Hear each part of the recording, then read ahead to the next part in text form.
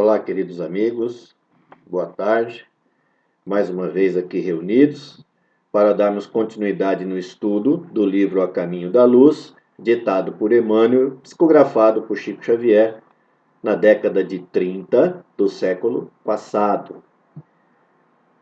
Nós estamos estudando este livro, A Caminho da Luz, para nos esclarecermos da visão espírita sobre a criação do nosso planeta e também da formação dos nossos povos. É um estudo muito importante, está muito gostoso esse estudo. A gente está recebendo um feedback bem bacana das pessoas.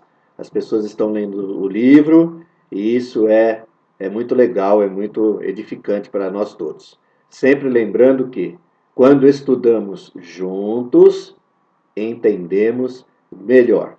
Pois bem, na aula passada nós falamos da maravilhosa, da extraordinária civilização egípcia, né? Nós vimos lá o quanto foi importante para nós, humanos aqui da Terra, né? Aqueles exilados de Capela, que reencarnaram, que habitaram a região do Egito, ali às margens do rio Nilo. E hoje nós vamos dando sequência ao nosso estudo, nós vamos para o capítulo 5, e o capítulo 5 vai nos falar de uma outra grande civilização, até anterior à egípcia, que é a civilização, a organização hindu, a Índia, né? Os hindus. E nós vamos, nesse estudo, nós vamos perceber a importância que a Índia teve, né, e tem até hoje, né, na formação dos povos. Então vamos lá. O primeiro tópico é a organização hindu.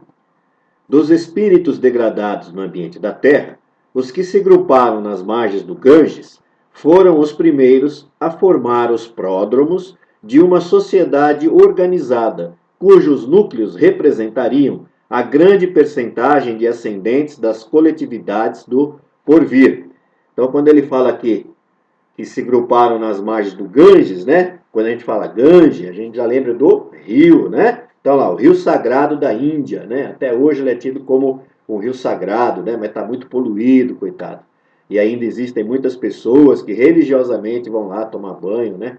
Nas águas do rio Ganges e a situação lá não está muito boa. As organizações hindus são de origem anterior à própria civilização egípcia e antecederam de muitos os agrupamentos israelitas, de onde sairiam mais tarde personalidades notáveis como as de Abraão e Moisés. As almas exiladas naquela parte do Oriente muito haviam recebido da misericórdia do Cristo, de cuja palavra de amor e de cuja figura luminosa guardaram as mais comovedoras recordações, traduzidas na beleza dos Vedas e dos Upanishads. Então, o que é Vedas e o que é Upanishads, né? Upanishads. Então, vamos lá. Os Vedas são os 4 livros sagrados do hinduísmo. E eles foram escritos 1500 anos antes de Cristo, né? E Upanishads são as escrituras hindus sobre filosofia e meditação. Então, a gente vai ver mais para frente que quase tudo sai daí, né, para o resto do mundo em matéria de filosofia e de meditação. Foram elas as primeiras vozes da filosofia e da religião no mundo terrestre, como provindo de uma raça de profetas, de mestres e iniciados, em cujas tradições iam beber a verdade os homens e os povos do porvir, salientando-se que também as suas escolas de pensamento guardavam os mistérios iniciáticos com as mais sagradas tradições de respeito, né? Então, o que a gente falou. Então, mais para frente, outros povos vão ali beber dessa sabedoria, né? que eles traziam. O segundo tópico desse capítulo 5 são os arianos puros. Então, vamos lá ver o que é isso, né? Era na Índia de então que se reuniam os arianos puros, entre os quais se cultivavam igualmente as lendas de um mundo perdido, no qual o povo hindu colocava as fontes de sua nobre origem. Então, assim como a civilização egípcia, né, eles também guardavam lá no seu íntimo, né, as recordações do mundo que eles deixaram para trás, né, lá no orbe de Capela, não, a gente se lembra, né?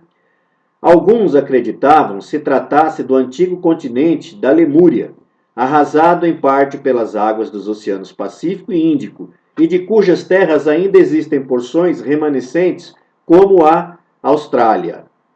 A realidade, porém, qual já vimos, é que, como os egípcios, os hindus eram um dos ramos da massa de proscritos de Capela, daqueles degredados de Capela, exilados no nosso planeta.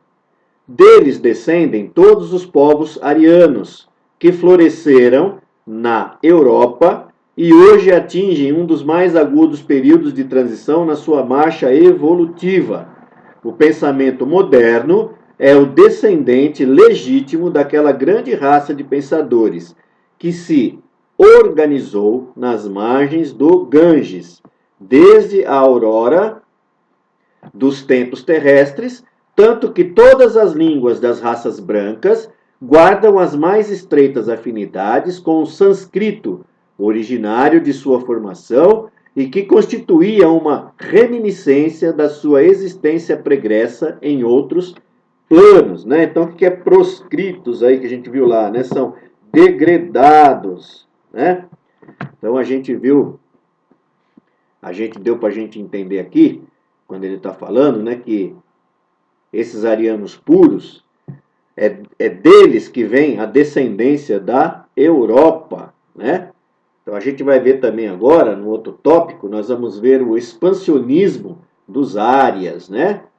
Então até aqui nós estamos entendendo, né, a formação desse povo na Índia, né?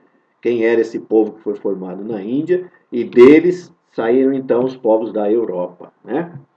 Então, expansionismo dos árias. Vamos lá. Muitos séculos antes de qualquer prenúncio de civilização terrestre, os árias espalharam-se pelas planícies hindus, dominando os autóctones, descendentes dos primatas, que possuíam uma pele escura e deles se distanciavam pelos mais destacados caracteres físicos e psíquicos, né? Então vamos lá, autóctones, eram os nascidos naquelas regiões. Então esse povo que vinha, que reencarnou ali, que vinha lá de Capela, que eram os degredados, os exilados de Capela, né? Que vieram para cá, que são os degredados, eles quando chegam por ali, eles encontram esses habitantes, né? Que já habitavam aquela parte do planeta, né? Os exilados de Capela não foram os primeiros seres humanos aqui no nosso planeta, né? Eles vieram, a gente já tinha aqui. Mais tarde, essa onda expansionista procurou localizar-se ao longo das terras da futura Europa, estabelecendo os primeiros fundamentos da civilização ocidental, nos bosques da Grécia, nas costas da Itália e da França, bem como do outro lado do Reno, onde iam ensaiar seus primeiros passos as forças da sabedoria germânica, né? Então a gente vê que esses degredados não permaneceram só ali na Índia, né? Eles também saíram e reencarnaram também, né? Que a gente está vendo aqui ali na Europa, né? Como a gente viu aqui na Itália, nos bosques da Grécia, nas costas da Itália, da França, né? E também da Germânica, né? Lá da Inglaterra, enfim. As balizas da sociedade dos gregos, dos latinos, dos celtas e dos germanos estavam lançadas. Cada corrente da raça ariana assimilou os elementos encontrados, edificando-se os primórdios da civilização europeia, cada qual se baseou no princípio da força para o necessário estabelecimento, e muito cedo começaram no Velho Mundo os choques de suas famílias e tribos, né? Então a gente já está vendo aí o que está acontecendo, né? Eles foram se estabelecendo, foram formando as suas famílias e tribos, e essas famílias e tribos começaram a ter atritos, né? Começaram a ter seus choques culturais, aquelas coisas todas, né? O outro tópico que nós vamos ver agora são os Mahatmas, né? E o que é os Mahatmas? São os mestres, né? São os mestres, os gurus espiritual, né?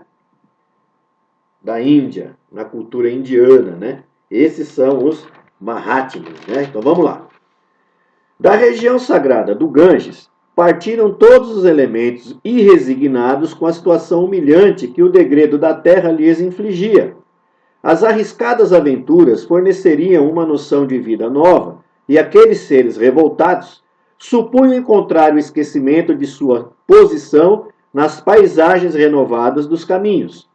Lá ficaram apenas as almas resignadas e crentes dos poderes espirituais que as conduziriam de novo às magnificências dos seus paraísos perdidos e distantes, né? Então a gente vê que lá nessa parte do Ganges, né, partiram de lá, eles saíram aqueles que eram irresignados. Eles saem e vão lá, né, para aquelas outras terras que nós falamos, lá na Europa, no norte da Itália, né? E aqueles que eram mais resignados e crentes nos poderes espirituais permaneceram ali na beira do Ganges, né? Os cânticos dos Vedas são bem uma glorificação da fé e da esperança em face da majestade suprema do Senhor do Universo. A faculdade de tolerar e esperar aflorou no sentimento coletivo das multidões que suportaram heroicamente todas as dores e aguardaram o momento sublime da redenção. Os Mahatmas criaram um ambiente de tamanha grandeza espiritual para o seu povo que ainda hoje nenhum estrangeiro visita a terra sagrada da Índia sem de lá trazer as mais profundas impressões acerca de sua atmosfera psíquica. Eles deixaram também ao mundo as suas mensagens de amor, de esperança e de estoicismo resignado, salientando-se que quase todos os grandes vultos do passado humano, progenitores do pensamento contemporâneo, deles aprenderam as lições mais sublimes, né? Então, olha aí, os Mahatmas, né, como a gente viu, os gurus, né, da cultura indiana, os gurus espirituais, né, o que eles fizeram? Eles passaram para as pessoas todos aqueles ensinamentos, né, de meditação, a crença num Deus supremo, né? E a gente vê num trecho um pouquinho mais para frente que eles deixaram também no mundo as suas mensagens de amor, de esperança e de estoicismo resignado. Muito bem, o que quer dizer estoicismo resignado? Então vamos lá, na nossa pesquisa. O estoicismo, ele é uma doutrina que foi fundada por Zenão de Cício e ele viveu em 335 a 264 a.C. E essa doutrina era o quê? Era uma ética em que a imperturbabilidade, a extirpação das paixões e a aceitação do destino são as marcas fundamentais do homem sábio, né? Então, olha aí os hindus mostrando para nós que a resignação, né? A extirpação das paixões, né? Tudo isso nos leva ao progresso espiritual, ao avanço espiritual, né? E ele termina esse tópico dizendo que todos os grandes vultos do passado humano, progenitores do pensamento contemporâneo, deles aprenderam lições sublimes, né? Então é daí que vai sair toda aquela cultura da Grécia, né?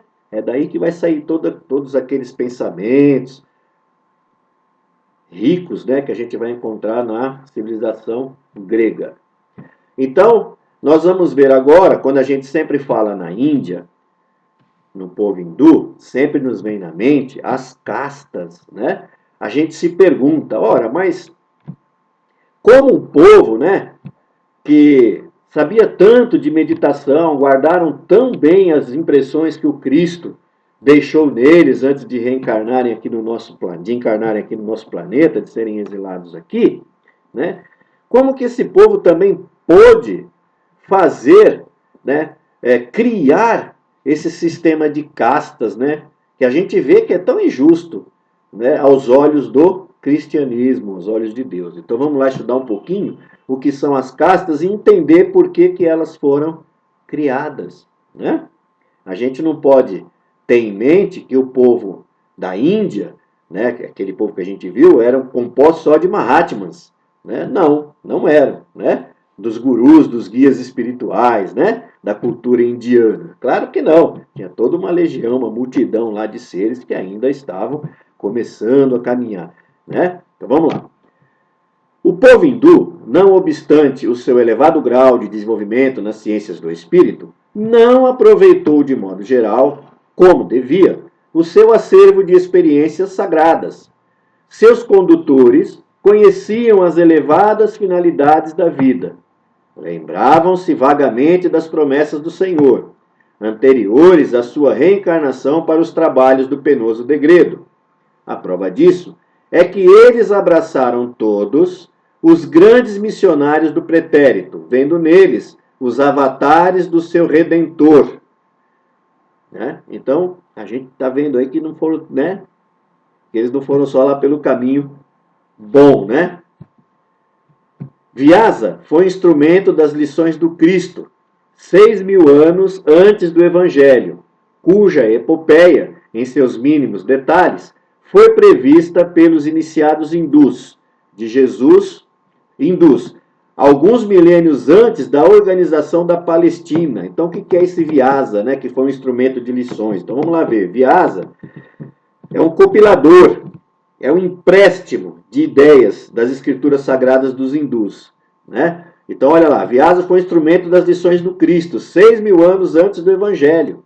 Então, lá 6.000 anos antes do Evangelho, eles fizeram essa compilação da cultura hindu, né? Das escrituras sagradas dos hindus, né?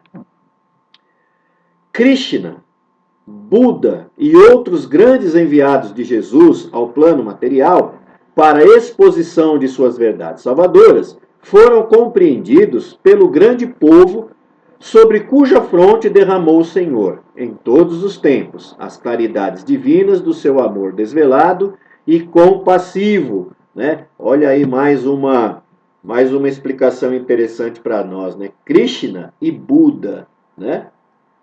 Eles estiveram no nosso planeta muito antes de Jesus. Eles foram os primeiros enviados aí de Jesus para trazerem para nós os seus ensinamentos, né? A gente encontra aí grandes ensinamentos na doutrina budista, né? Eu tenho vários parentes budistas, tias, primas, primos que são budistas, e tenho um carinho muito grande por eles, né? Porque eles sempre têm uma palavra amiga, sempre têm uma palavra sábia, né? Porque quando eu já pesquisei sobre Buda, sobre Krishna, os ensinamentos de Buda são maravilhosos, né? Se nós estivermos pensando em progredir espiritualmente, a gente precisa ir lá ler um pouquinho também dos ensinamentos de Buda. Quem segue, com certeza, vai conseguir esse progresso espiritual. Mas vamos dando continuidade.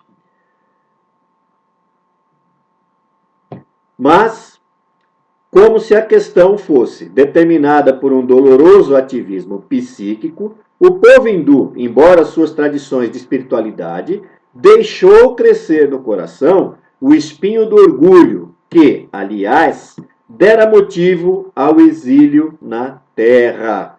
Então, aquele orgulho que foi o motivo, foi a principal causa do degredo deles lá, né? Deles serem expulsos do orbe de Capela e serem exilados aqui na terra, o orgulho volta, né? E eles tomam posse desse orgulho novamente.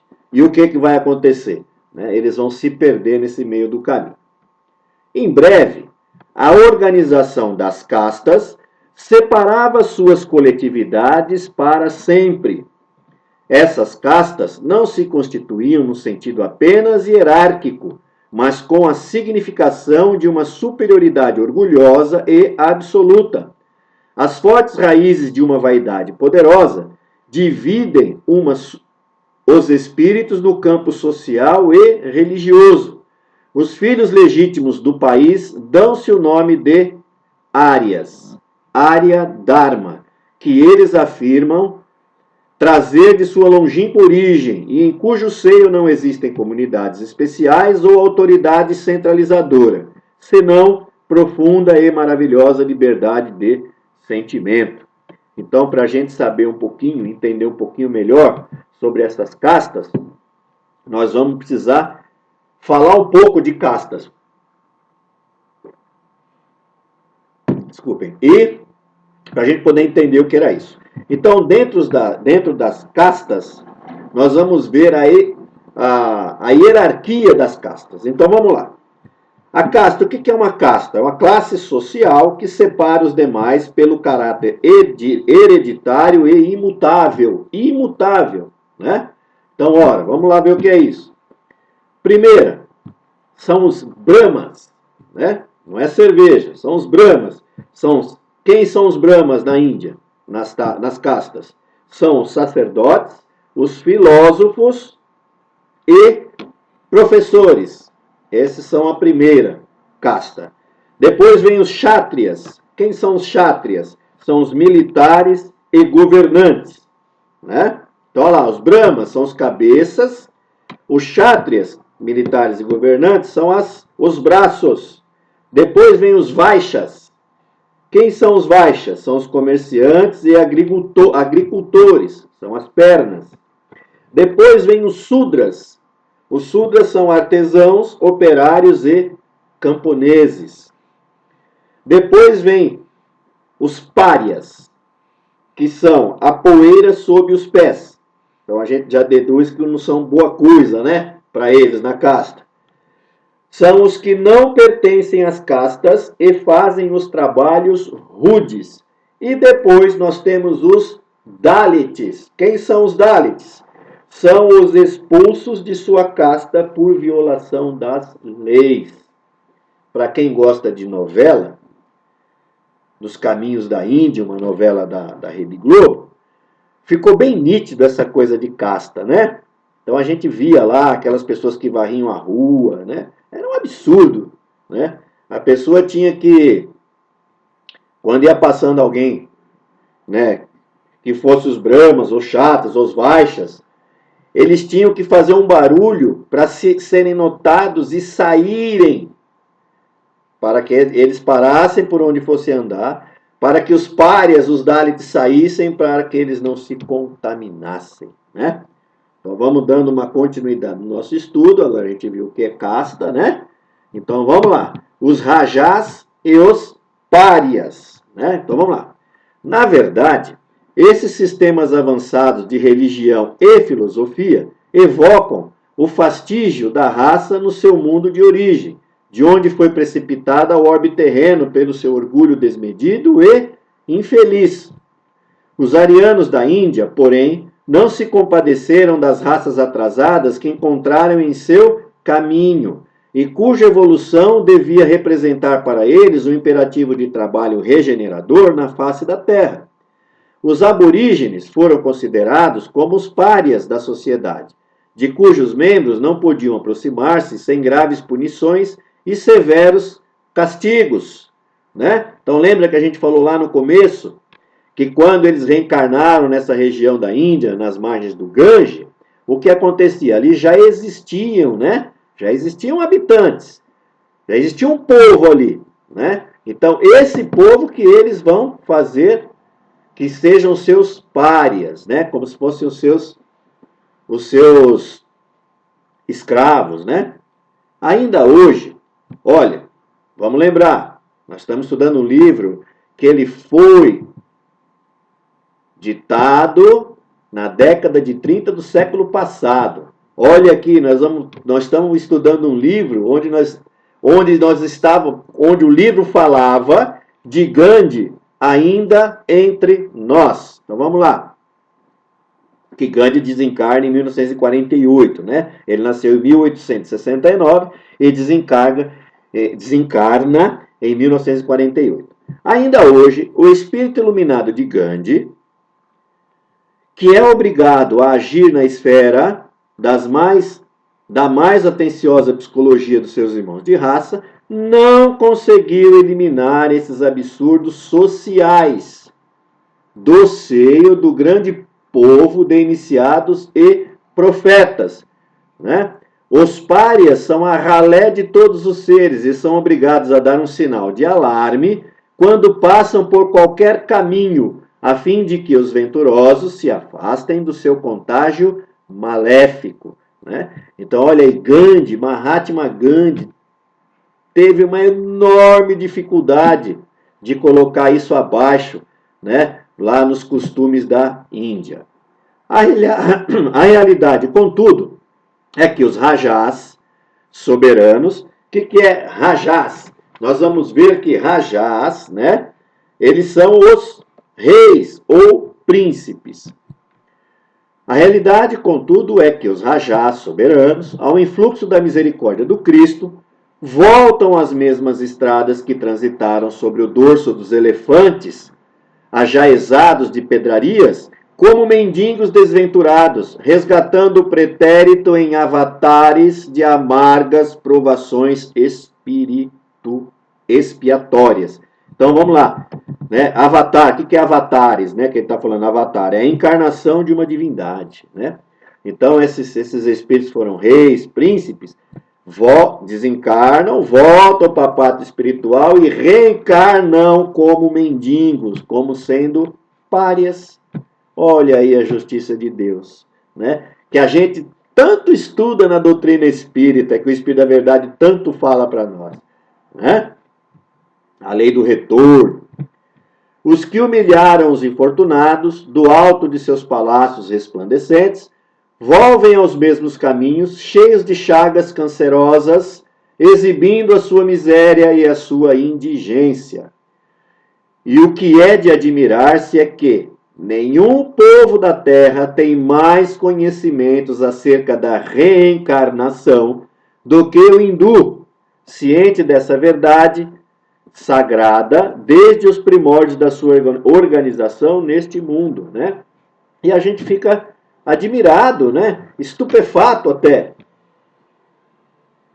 de ver que um povo que mais conhece sobre reencarnação do que qualquer outra parte do nosso planeta, né? Caia numa rede ardilosa de tal forma, né? Com uma inocência tão grande, né? Poxa vida. Bom, em face de Jesus, é o nosso último tópico, né? Nos bastidores da civilização, como somos compelidos a reconhecer que a Índia foi a matriz de todas as filosofias e religiões da humanidade, inclusive do materialismo, que lá nasceu na escola dos Charvakas. Né? Então, o que era essa Charvakas? Categoria de filósofos indianos que desacreditavam da vida espiritual, que acreditavam que a vida começaria e terminaria na Terra, e por isso pregavam a vida de prazeres carnais. Então, até entre os hindus, né, lá do povo da Índia, também existiam aí filósofos que pensavam assim. Um pensamento de gratidão nos toma o íntimo, examinando a sua grandeza espiritual e as suas belezas misteriosas. Mas, acima dos seus yogis e de seus mahatmas, temos de colocar a figura luminosa daquele que é a luz do mundo e cuja vinda à Terra se verificaria para trazer a palma da concórdia e da fraternidade para todos os corações, para todos os povos, arrasando as fronteiras que separam os espíritos e eliminando os laços ferrenhos das castas sociais, para que o amor das almas substituísse o preconceito de raça no seu reinado sem fim. Estamos falando, obviamente, do nosso irmão maior, do nosso querido mestre, Jesus, né? Vamos falar como o nosso Chico Xavier falava, nosso Senhor Jesus Cristo, né? Então, olha lá. Então, a gente tem que ter um pensamento de gratidão, né? Examinando a grandeza desse povo, né? Que ele fala aqui, acima dos seus yogis e seus mahatmas. Yogis, né? Que são aqueles praticantes da filosofia yoga, né? E os mahatmas que a gente viu, que eram os sacerdotes lá, os gurus espirituais, né? Das escrituras da Índia, né? Da cultura indiana. Bom, olha aí, e a gente termina falando de Jesus, que Jesus veio então arrasar as fronteiras que separam os espíritos e eliminando os laços ferrenhos das castas espirituais, né? Então, olha, hoje a gente estudou aí a civilização da Índia, né? Os hindus. A semana que vem nós vamos estudar a família hindu-europeia. Mas vamos falar um pouquinho desse último tópico que a gente leu, né? Que foi sobre o Jesus, né? Ora, ainda hoje nós temos no nosso planeta, infelizmente, ainda essas castas, né? Até um pouco escondidas, mas nós ainda temos essas castas. Se nós formos parar um pouquinho e pensarmos nas nossas organizações, nós vamos ver que essas castas ainda existem, né? Ora, não existem? Nós não vemos muitos e muitos religiosos ou pessoas que se dizem religiosas, que só procuram lucrar com a boa fé do povo. Nós não vemos ainda presidentes, governadores de tantos países, de tantos estados, que estão, para os dias de hoje, como estavam para os dias de ontem, lá na Índia. Os rajás, que eram os reis e os príncipes, eles ficam do alto dos seus palácios, dentro dos seus palácios, desfilando nos seus carrões, como os rajás ficavam desfilando no dorso dos elefantes cobertos de ouro e pedras preciosas, enquanto a grande maioria da população do globo ainda necessita do básico. E isso quer dizer o quê, minha gente? Isso quer dizer que nós ainda não conseguimos colaborar com Jesus e eliminar, arrasar essas fronteiras que separam os espíritos e que formam essas castas. Se hoje, neste momento, nesta oportunidade que Deus nos deu de estarmos reencarnados neste planeta maravilhoso, nós temos a nossa casa, nós temos o nosso emprego, nós temos o alimento na mesa, nós temos o medicamento, nós temos um plano de saúde. Nós não podemos nos acomodarmos e não olharmos para o lado ou para trás. Porque olhando para o lado e para trás, nós vamos enxergar muitos, mas muitos irmãos que necessitam do nosso auxílio.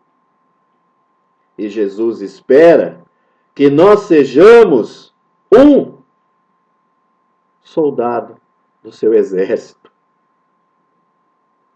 Que nós sejamos as mãos do Cristo, auxiliar os nossos irmãos mais necessitados.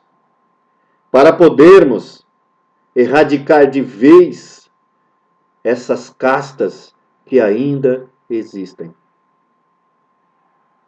E que é tão difícil de ser combatida. Sabem por quê?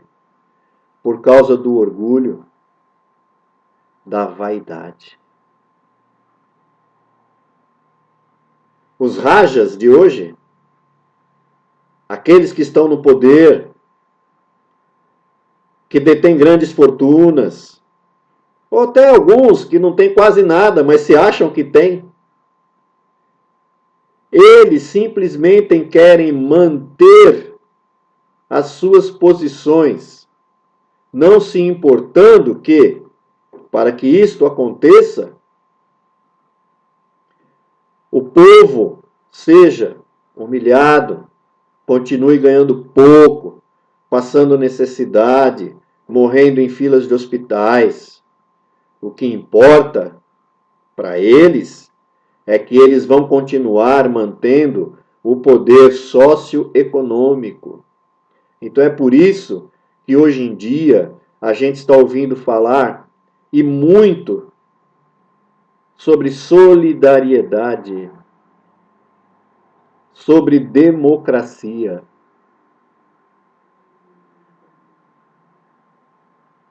Não uma democracia onde uns vão levar vantagem sobre muitos, mas a democracia do Cristo. A democracia de nós sabermos que nós temos um corpo físico, que nós necessitamos de um par de sapato, que nós necessitamos de um prato de comida, não de 10 na mesa, em uma refeição só. A democracia de nós nos lembrarmos dos nossos irmãos que não têm nada para comer, não têm um calçado.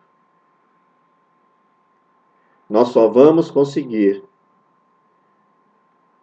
erradicar de vez essas castas nesse planeta tão lindo que nós estamos estudando, essa forma tão linda que ele foi criado. Nós só vamos conseguir erradicar isso com a caridade, com a solidariedade, com a fraternidade. Não vão ser com embates, com disputas políticas. Nós ainda vivemos numa sociedade egoísta e ignorante. Porque para mim, onde houver favelas, mendigos, gastos com armas, a ignorância impera. E infelizmente, isso está muito aflorado no nosso planeta e principalmente hoje em dia no nosso país. Então, que nós possamos ser os braços e a voz de Jesus, levando sempre uma palavra amiga, levando sempre um auxílio material e moral para os nossos irmãos necessitados. Temos sim a obrigação de alertarmos os nossos irmãos. Se somos um pouco mais esclarecidos, nós temos a obrigação de alertar os nossos irmãos, trazê-los para junto de nós, para junto de Jesus. Trazê-los para junto de Deus, mas não um Deus que está na moda aí, um Deus que pune, um Deus que só salva quem dá dinheiro, um Deus que só cura quem paga. Não, não é esse Deus que nós conhecemos. Esse Deus não existe. Deus é bondade, é justiça, é perdão, é amor. O Cristo veio à Terra e ele estava onde estavam os humildes. E Cristo continua onde está os humildes. Os ensinamentos do Cristo sempre foram: toda vez que ajudar um necessitado, é a mim que estará ajudando. É lá que Cristo está. Jesus não está dentro desses palacetes suntuosos, desses templos enormes.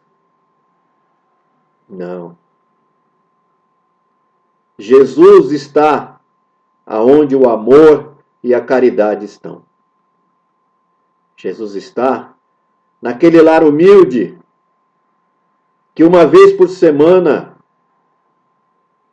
tira um tempo para fazer o evangelho no lar.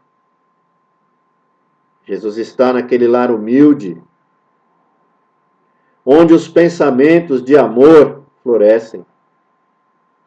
Jesus está naquela mansão maravilhosa, aonde os seus proprietários também estudam o Evangelho, auxiliam seus irmãos necessitados. Enfim, minha gente, Jesus está em todos os corações onde o amor habita. E Ele quer estar em todos os outros corações ainda, onde o amor não habita, mas que um dia vai habitar. Então, é essa mensagem que fica hoje, nesse momento tão propício, para que nós possamos sair dos nossos casulos e possamos, então, sermos os braços e a voz de Jesus. Vamos mais uma vez agradecer a Deus nosso Pai, a Jesus nosso Mestre, aos queridos amigos espirituais, por mais esta oportunidade bendita de estarmos aqui reunidos, estudando esse livro maravilhoso que é A Caminho da Luz. Que todos nós possamos ter uma semana muito proveitosa, que nós possamos aproveitar todas as oportunidades que Jesus nos vai apresentar, que sempre nos apresenta para que possamos nos melhorar e evoluirmos como pessoas e espiritualmente. Que Jesus abençoe a todos.